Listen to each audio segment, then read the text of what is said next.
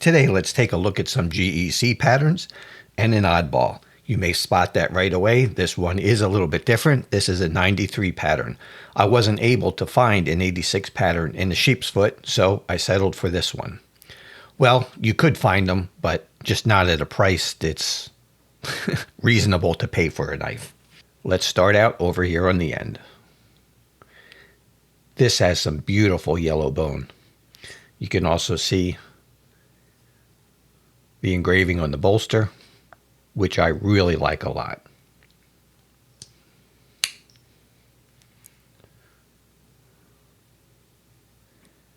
Practical Knives, GEC.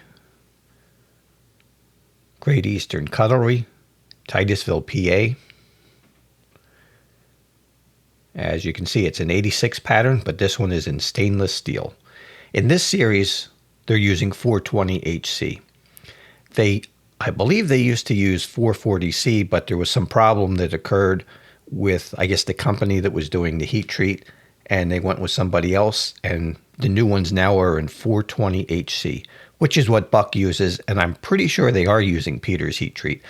There was a video online that was a tour of the factory, and in that video, they did mention, they did say something about using Peter's. So these will have an excellent heat treat on them. And isn't that just a gorgeous clip point blade? The swedge on there really makes it stand out. Half stops. And just nice snap on these. They're firm, but they're not too firm. They're not hard to get out. They are pinchable. It's just about the right spring tension for a working knife.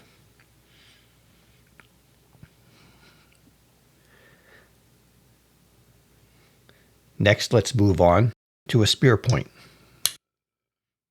I love the way the GEC does brown burlap micarta. Isn't that just gorgeous? I love burlap micarta, but the way they do it is exceptional. You can see the GEC logo is on both sides. And yes, as you can see, this blade is a little bit dirty. I have been carrying and using this one quite a bit. This is also in 420 HC. You can see there, stainless steel. Again, half stop and good snap on the closing. None of these have blade wrap. You don't have to be afraid of closing these ones and letting them drop down. Next, this is another spear point.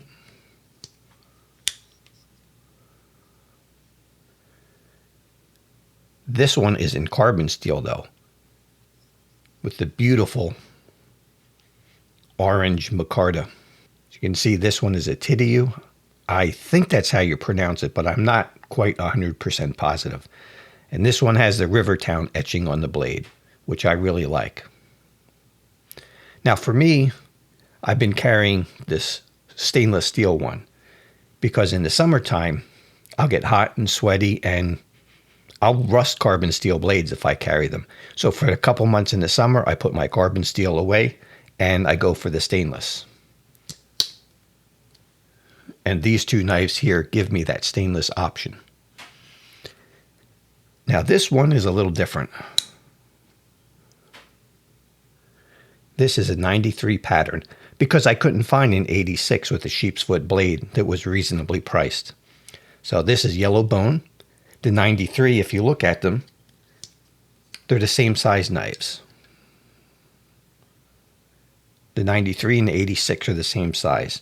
This one just has more of a sway back rather than kind of more of a Barlow style handle.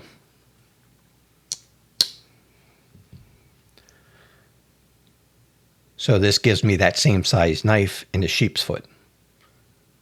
They just do these so well, and that yellow bone is beautiful. I do like yellow and orange a lot. The yellow adds visibility, and it just makes this an excellent work knife.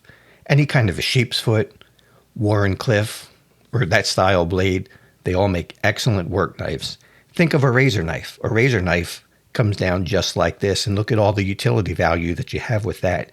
You have the same thing with a knife like this, but you have a much longer blade made out of better steel. Now this one is also carbon, and GEC's carbon is all 1095. Lastly, we have another little bit of an oddball. I said I wasn't able to find an 86 pattern with a sheep's foot for a reasonable price, but this one turned up for a bargain that I could not turn down. This is a two-bladed 86 pattern knife. And I may as well show you the centering on these. Every single one of them is dead straight right down the center.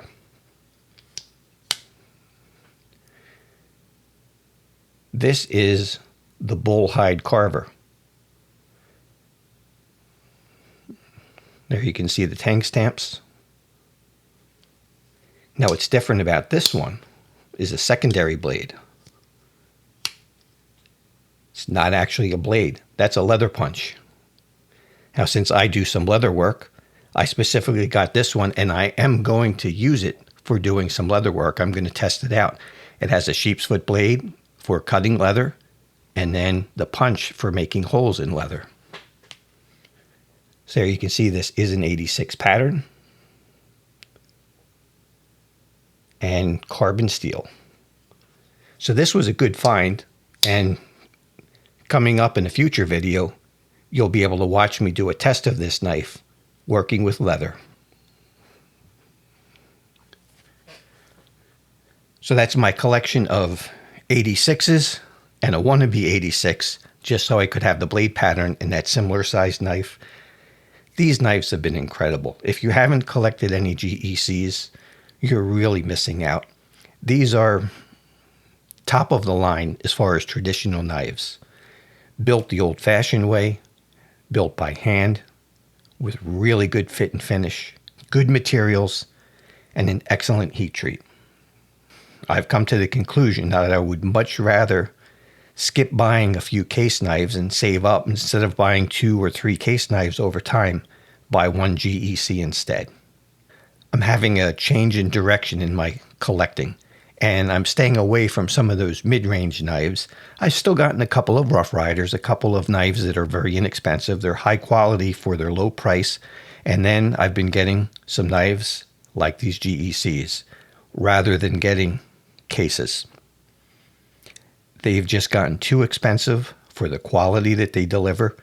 I'd rather save up, and instead of buying 2 case knives for $80, I'd much rather get one of these.